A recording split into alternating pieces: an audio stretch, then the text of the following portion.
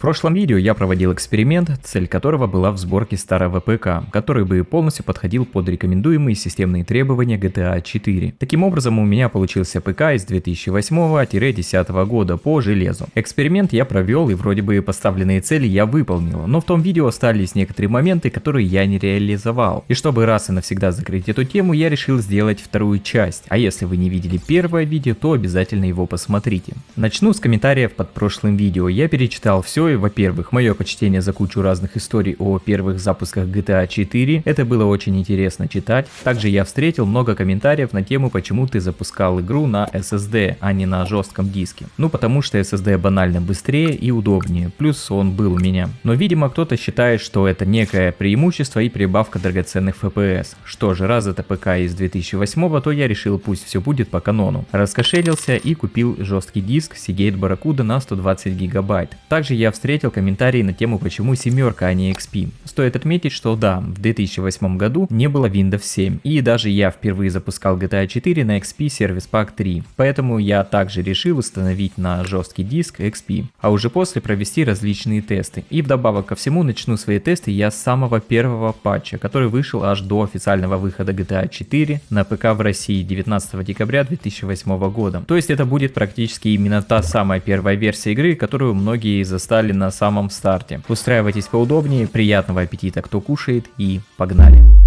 Сперва, перед самым интересным, мне предстояло проделать немного рутинной работы. Впоследствии, как оказалось, работы было достаточно много, но обо всем по порядку. Сперва нужно поставить жесткий диск, демонтировав неканоничный SSD девайс, который отправился в мусорку. И на его место шикарно вписался старый и проверенный временем жесткий диск. Далее мне предстояло накатить Windows XP, установкой которой я не занимался, наверное, лет 15. Я уже позабыл, как вообще выглядит установка XP. И все эти действия вызвали неслабую такую ностальгию. Может это возраст, может что-то еще, но мне стало прикольно копаться в таких старых железках. Или нужно просто меньше смотреть Мурка. Время шло, и установка XP продвигалась полным ходом. Когда почти все было готово, я увидел этот до боли знакомый экран приветствия. И в этот момент на душе стало теплее от воспоминаний из детства. По приколу я посмотрел размер занимаемой чистой Windows XP. И знаете что? Умели же раньше делать. Такое великолепие и так мало весит. Да и плюс не грузит систему. XP вещь, одним словом. Но на этом плюсы для меня закончились, так как дальше нужно подтягивать все драйвера. И да, на интернет тоже, так как у меня был Wi-Fi адаптер. А где их взять без этого самого интернета? Он нам и нахуй не нужен, интернет ваш, понятно? Нет. Если нет второго ПК или диска, то ситуация так себе. Поэтому дальше меня ожидали часы увлекательнейшего поиска разных драйверов для железяк. И не менее увлекательнейшая почти часовая установка GTA 4 на быстрейший жесткий диск. К слову, нужно отметить, что час для установки такой игры, да и еще на жесткий диск, это действительно очень быстро.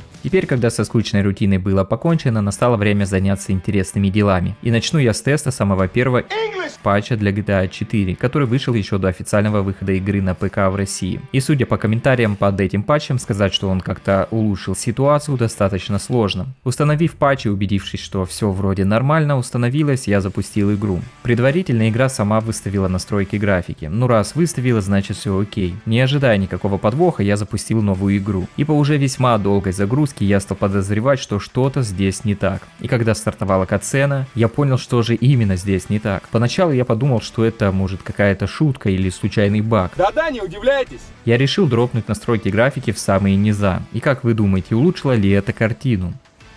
Конечно же нет, но зато стабильно 1 FPS. Представьте, если бы кто-то решил так проходить игру. Если были такие, то напишите об этом в комментариях. Решив, что эксперимент не удался, я уже было думал ставить следующий патч. Но потом я решил, а что если я запущу игру через лаунч? Лаунч, насколько мне известно, обходит разные защиты GTA 4 по типу пьяной камеры и так далее в пиратских версиях игры. До этого же я запускал игру через GTA 4.exe. И когда я запустил игру через лаунч, то к моему огромнейшему удивлению FPS стало больше. Оказывается, вон как нужно было. Некая защита от ненужных игроков. Представьте ситуацию. Пришли к вам гости с детьми, которые так рвутся к вашему ПК. Включайте им GTA 4 в 1 FPS и наслаждаетесь в стороне.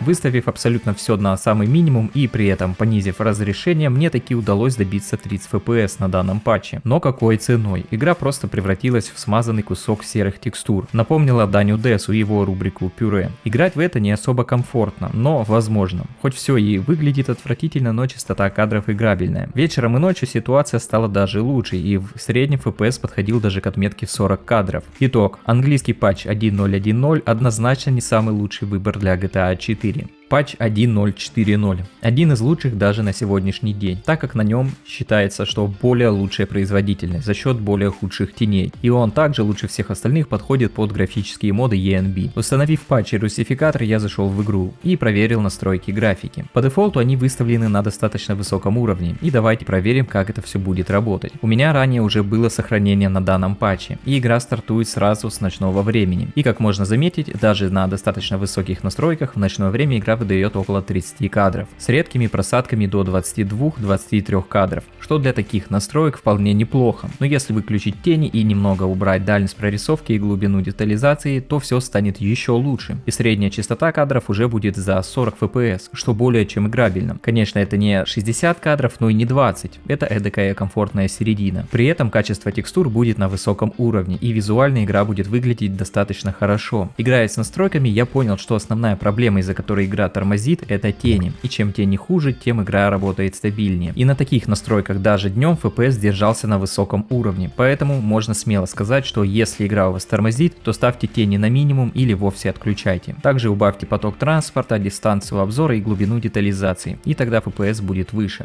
И наконец патч 1.0.7.0, самый распространенный на данный момент и также считающийся одним из самых стабильных, и на него, между прочим, больше всего модов. И именно в этом патче тени одни из лучших, особенно если сравнивать с патчем 1.0.4.0. Это значит, нагрузка на железо будет еще выше. Настройки дефолтные, предложенные игрой. Новая игра, и действительно мои ожидания подтвердились. Нагрузка на железо в данном патче, если сравнивать с предыдущим, выше. И все это из-за теней. Обратите внимание, впервые выйдя в город, мы видим частоту в районе около 20 кадров. Но если зайти в настройки и выключить одни лишь тени, то FPS значительно вырастет и спокойно будет подбираться к отметке в 40 кадров. Местами будет доходить до 50, а иногда будет держаться даже на рекордной отметки в 60 кадров, что делает данный патч вероятно лучшим вариантом из тех, что я сегодня показал. Какой можно сделать вывод из данного эксперимента? GTA 4 абсолютно не важно, играете вы на SSD или же на жестком диске. На выходе будет один и тот же результат. Также установка Windows XP не повлияла как-то на улучшение производительности GTA 4. Ведь изначально была теория, что из-за менее требовательной операционной системы игре достанется больше полезных ресурсов ПК. Но как оказалось, эта теория не сработала. В первом видео я не отключал тени, а если бы это сделал, уверен, результат был бы такой же, как и здесь. Еще в комментариях под прошлым видео я часто видел упоминания про вулкан. И да, он в некоторых случаях существенно помогает и значительно повышает FPS. Но есть нюанс. Вулкан — это достаточно молодая технология, и моя HD 6570 просто его не поддерживает. Поэтому этот эксперимент провести уже не удастся. Ну и конечно, я решил провести еще один опыт. Это установить XP на SSD и проверить работу GTA 4. Я подключил тот же SSD из прошлого видео, накатил на него XP, запустил GTA 4, при этом настройки оставил по дефолту, но отключил тени. И результат на новой игре стал сразу лучше. Правда, это заслуга именно отключенных теней, не более. Так что SSD конкретно в случае с GTA 4 на таких системах как XP и 7 никаких преимуществ не дает.